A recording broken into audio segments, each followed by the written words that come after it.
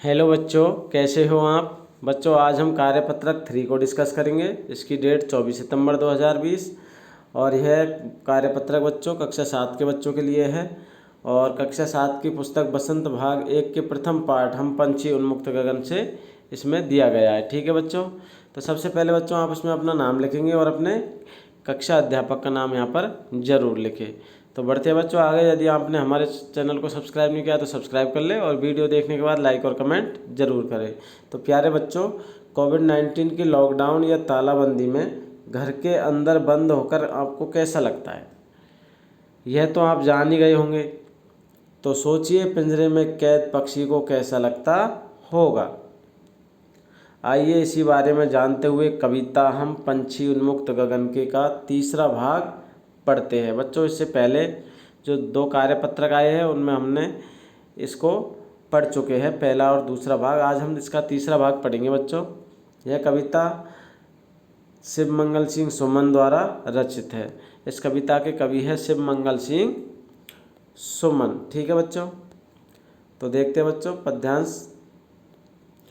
होती सीमाहीन क्षितिज से इन पंखों की होड़ा होड़ी, या तो क्षितिज मिलन बन जाता या तंती सांसों की डोरी।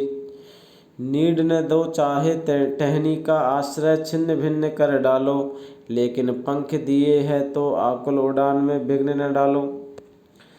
तो जो पक्षी है बच्चों, उनके माध्यम से कवि कहते हैं कि पक्षी कहाँ पहुँचना चाहते हैं, सीमाहीन क्षितिज को भी पार करना चाहते हैं। ठीक है ना। होती सीमाहीन क्षितिज से इन पंखों की होड़ा होड़ी। कभी कहते हैं कि सीमाहीन आकाश में उड़ते हुए पक्षी के जो पंख हैं उनमें एक होड़ सी लग जाती है पंखों में, और वे आसमान की उस सीमा को भी छू लेना चाहते हैं जिसका कोई अंत नहीं है। ठीक है बच्चों, सीमाहीन, जिसका कोई अंत नहीं, जिसकी कोई सीमा नहीं। या तो क्षितिज मिलन बन जाता या तंती सांसों की डोरी।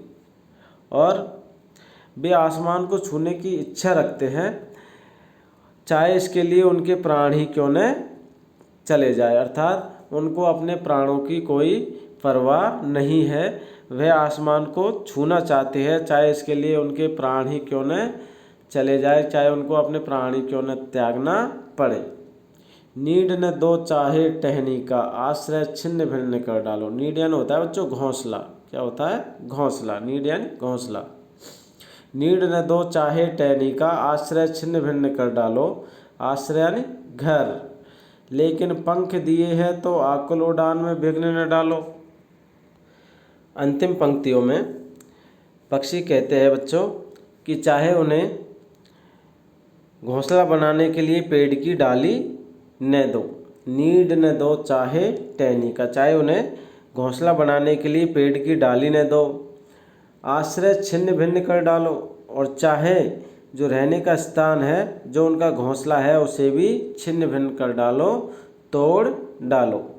लेकिन पंख दिए हैं तो आकुल उड़ान में विघ्न न डालो। विघ्न यानी बाधा।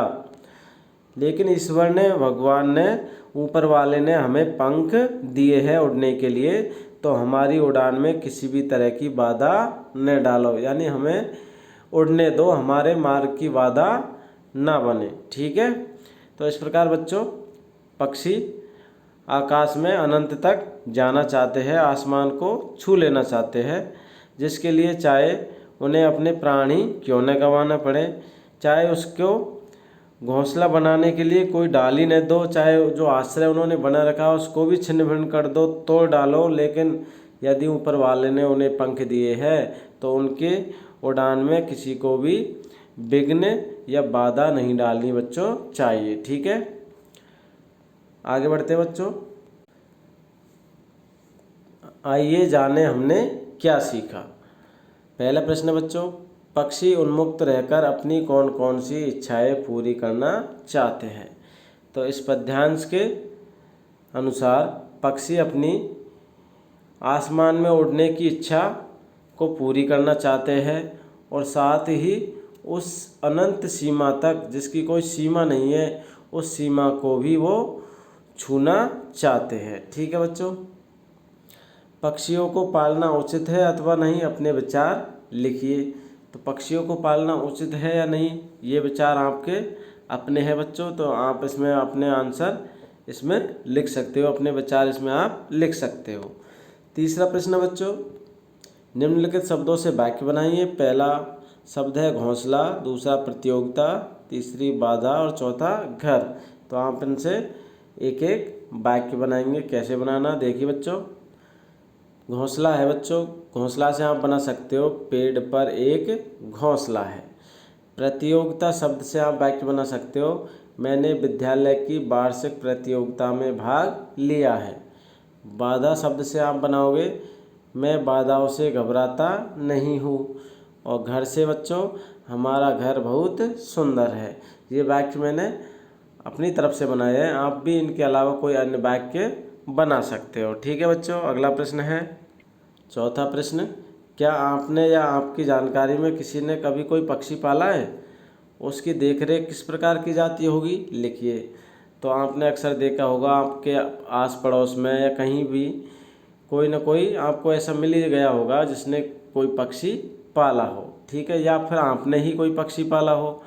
तो बच्चों आपको उसकी देखरेख किस प्रकार की जाती है उसके बारे में आपको यहाँ पर 3 से 4 लाइन लिखनी है। ठीक है बच्चों, तो आज की एक्टिविटी आपको समझ में आ गई होगी।